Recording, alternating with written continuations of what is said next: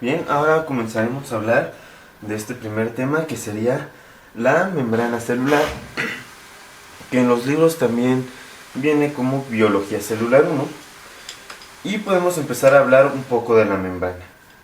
Recordando que la membrana es una bicapa de fosfolípidos, como ya muchos conocen, ¿no? Y esta bicapa de fosfolípidos va a tener diferentes funciones. Y antes de hablar de ellas, vamos a hablar de sus generalidades.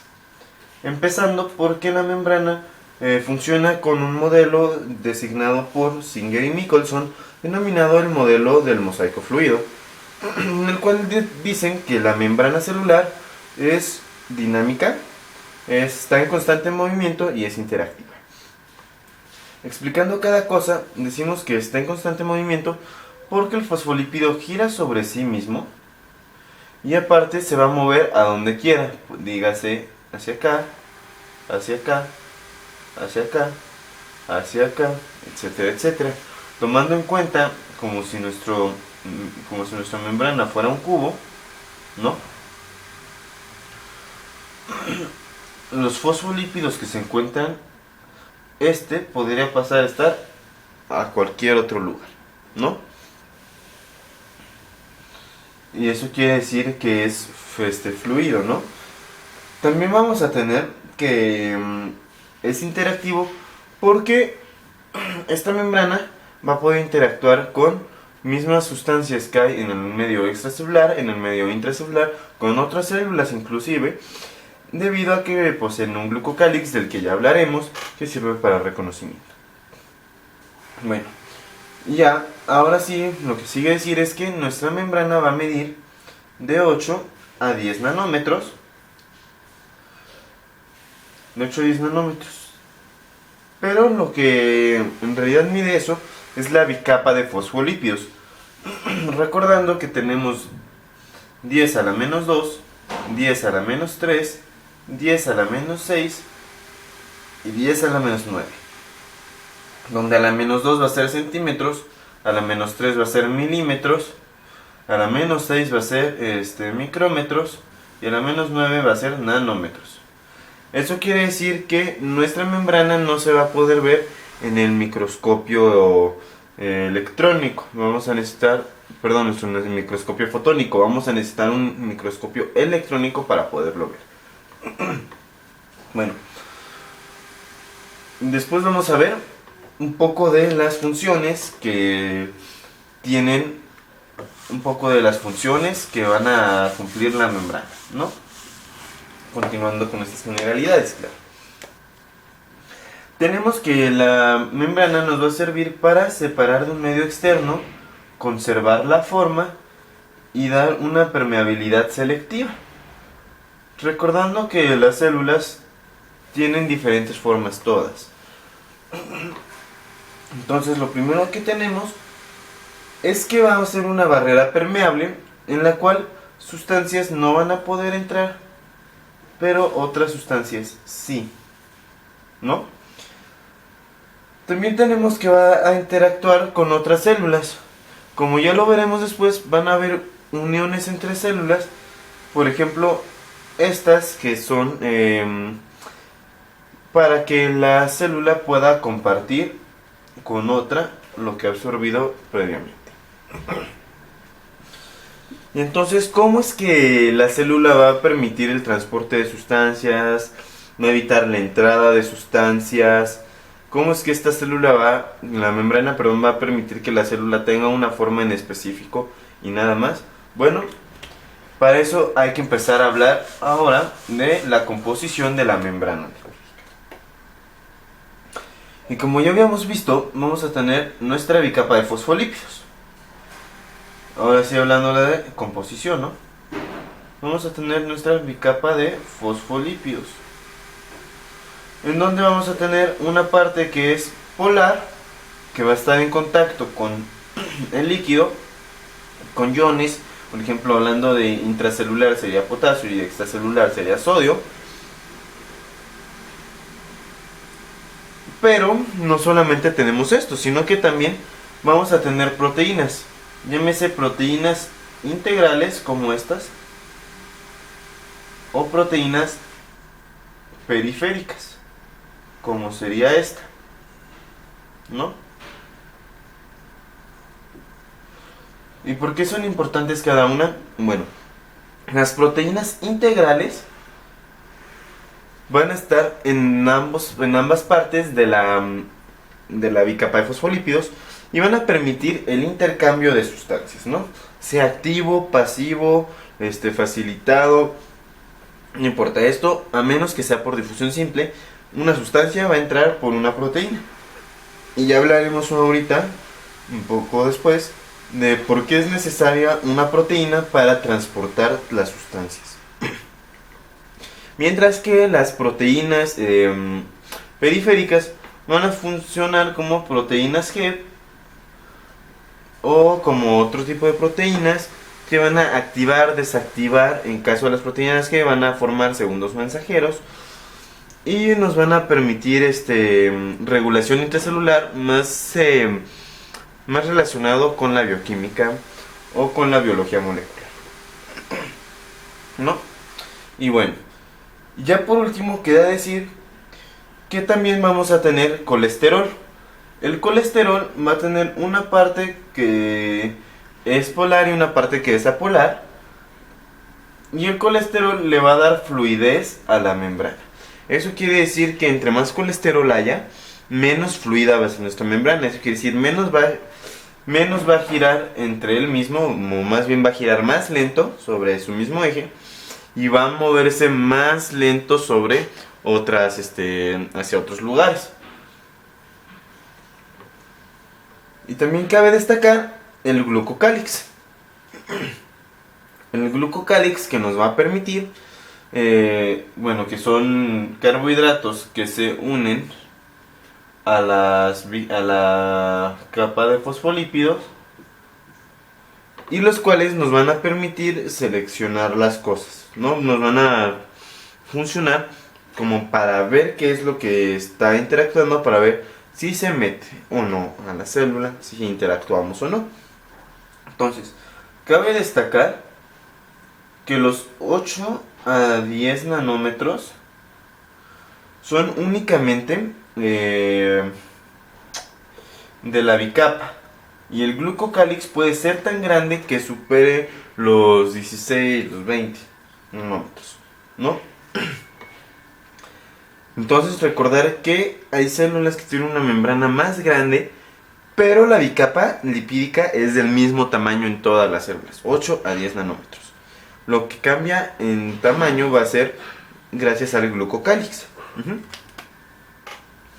Y bueno, únicamente recordar que con las proteínas integrales y las periféricas siempre van a estar pegadas al espacio intracelular, mientras que las integrales van a estar en contacto en el espacio intracelular como en el extracelular. Y bueno, eso sería todo en la composición de nuestra bicapa lipídica. Y ahora sí podemos empezar a hablar de las especializaciones de la membrana, porque eso le va a dar más variedad a las células. Vamos a empezar viendo a las microvellosidades, para lo cual vamos a usar otro. Bueno, para empezar a ver esto hay que decir que es una microvellosidad. Una microvellosidad es únicamente una proyección citoplasmática en la cual va a aumentar la superficie de contacto y nos va a permitir la absorción. Entonces tenemos nuestra célula y va a ser una proyección citoplasmática. Eso quiere decir que todo esto es nuestra bicapa de fosfolípidos. Es como cuando a una pelota le sale un chichón, algo similar. Quiere decir que únicamente es una proyección. Hagamos aquí nuestra pelota. Únicamente es una proyección que está aumentando la superficie de contacto y que nos va a permitir mayor absorción. Entonces, ¿en dónde vamos a encontrar nuestras microvellosidades? En lugares donde necesitemos tener mucha absorción, llámese intestino delgado. Y ahora, ¿cómo está formada una una microvellosidad. Vamos a tener un casco de villina. La villina va a permitir el anclaje, que se le ancle actina. No, son como barras de actina. Imaginemos que se está construyendo un edificio y la actina, que sería este de aquí, van a ser como las varillas y la villina le va a decir hasta aquí, aquí terminamos. Eso quiere decir que la villina va a dar un fin al crecimiento de la microvellosidad. La actina le va a dar estabilidad, no le va a dar como la altura. Pero, ¿qué le va a dar estabilidad a la actina? Bueno, hay unas proteínas que unen actinas entre ellas y que les dan estabilidad, que se van a llamar fimbrinas. Las fimbrinas le van a dar estabilidad a la microvellosidad. Y por último vamos a tener moléculas de miosina tipo 1 uniendo la actina a la bicapa lipídica. Esa sería la miosina tipo 1. Y bueno, de esta forma únicamente nos quedaría que en la célula, ya en la proyección normal, tenemos un velo terminal que es como hacia donde va a estar anclada toda. Siguiendo con la idea de la construcción, el velo terminal, que también es de actina, por cierto, velo terminal, este velo va a ser como la base, como el cimiento, que va a evitar que todo se caiga. O sea, todo está anclado al velo terminal, que también es de actina, pero a su vez la fimbrina le da estabilidad, la actina le da la altura, la villina determina la altura y la miosina va a pegar las actinas a la bicapa. Y bueno, y eso sería las microvellosidades, recordando que son para absorción. Después vamos a tener a los estereocilios, que van a ser proyecciones inmóviles que se van a encontrar principalmente en el epidídimo y en la porción proximal del conducto deferente, y que van a ser exactamente iguales a las microvellosidades, pero que en lugar de miosina 1, por eso la puse de otro color, en lugar de miosina 1 vamos a tener eresina, ¿no?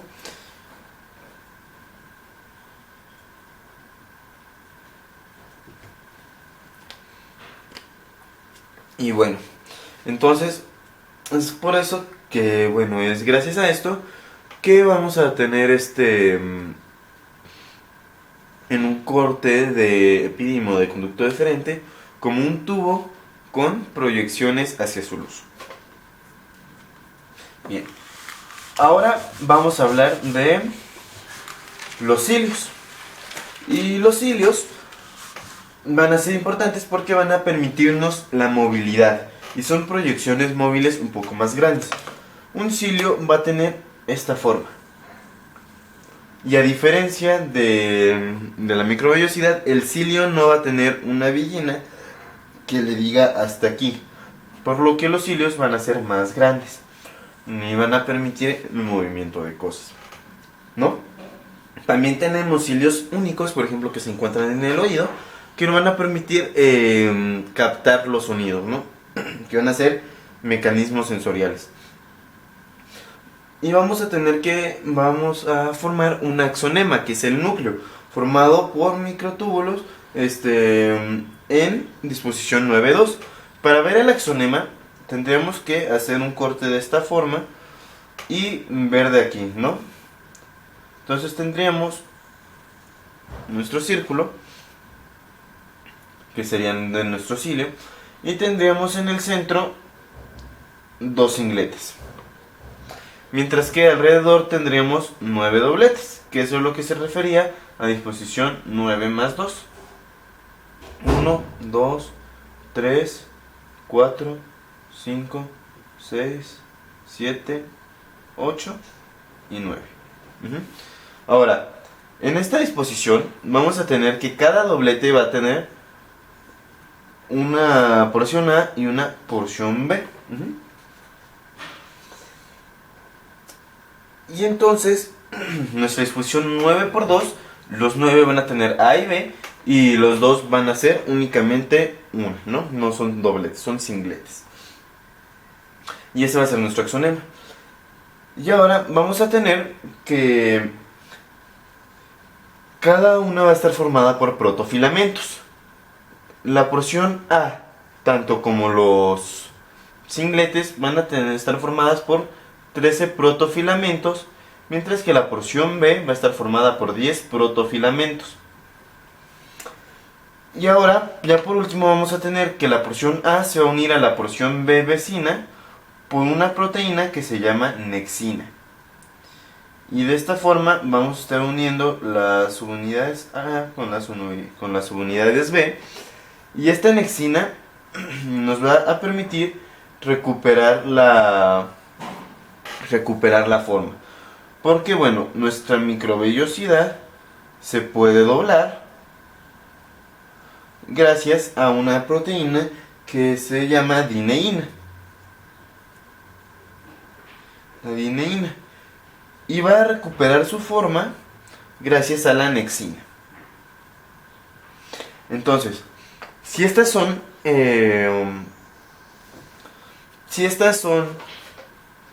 especializaciones que nos permiten el movimiento de cosas, ¿en dónde las vamos a encontrar? Bueno, las vamos a encontrar en el aparato respiratorio para la movilización del moco y en el aparato nervioso para el movimiento del líquido cerebroespinal. Y bueno, ya que hemos terminado de ver a los cilios, ahora sí podemos empezar a ver lo último, que serían las uniones entre células, ¿no? Y vamos a tener diferentes tipos de uniones. Las primeras van a ser uniones ocluyentes, en donde las células van a estar en contacto, pero no van a intercambiar nada, y únicamente forman una barrera permeable, es nuestro núcleo, y únicamente van a formar una barrera permeable por dos proteínas, que serían la claudina y la ocludina.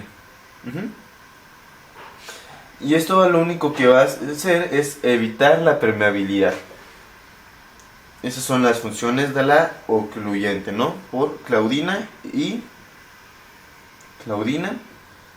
ocludina. Bien. Después vamos a tener las siguientes, que serían las adherentes. Y para las adherentes vamos a tener que poner, por ejemplo, vamos a tener que poner un tejido que sea estratificado. Háblese, por ejemplo, el tejido de la piel, de la epidermis, en donde vamos a tener diferentes capas, ¿no? Está nuestro tejido estratificado. Entonces vamos a tener que la célula tiene una zona adherente en la cual se va a unir con caderinas. Son caderinas que se unen con caderinas vecinas. Aquí surge esta caderina y aquí surge esta, y se van a unir. O sea, aquí están participando ambas células, caderinas con caderinas vecinas. Y la zona va a hacer referencia a todo, ¿no? A todo lo de la célula que esté actuando. Porque también vamos a tener a la fascia adherente, que es únicamente a un pedazo de ella. Entonces la zona hace referencia a todo y la fascia a solo un pedazo. Recordando que se da por caderinas,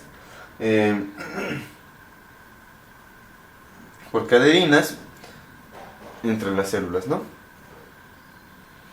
Y después vamos a tener a la mácula adherente, que también se denomina desmosoma, y que va a dar sitios de unión fuerte. Y van a ser por filamentos intermedios, ¿no? Entonces tenemos que estas las unen, pero los filamentos intermedios de ambas células van a dar una unión más fuerte, que van a ser los desmosomas. Y bueno, Ya por último, queda decir que tenemos también uniones comunicantes, que eran las que habíamos comentado antes, en las cuales las células se van a poder comunicar, bueno, van a poder pasarse entre ellas sustancias. Y entonces vamos a dibujar dos células que no van a estar unidas, o sea, no están formando, no están pegadas. Y estas células van a formar un espacio, un tipo de tubo, en el cual que va a estar formado por conexina, y el cual va a ser como un tubo que nos va a permitir pasar una sustancia de una célula a la otra. Y recordar que no hay unión, o sea, están separadas a excepción del pedazo que están juntas por la conexina. Y bueno, eso sería todo de membrana celular. Todas estas uniones se dan por la membrana. Y ya con eso terminamos este tema.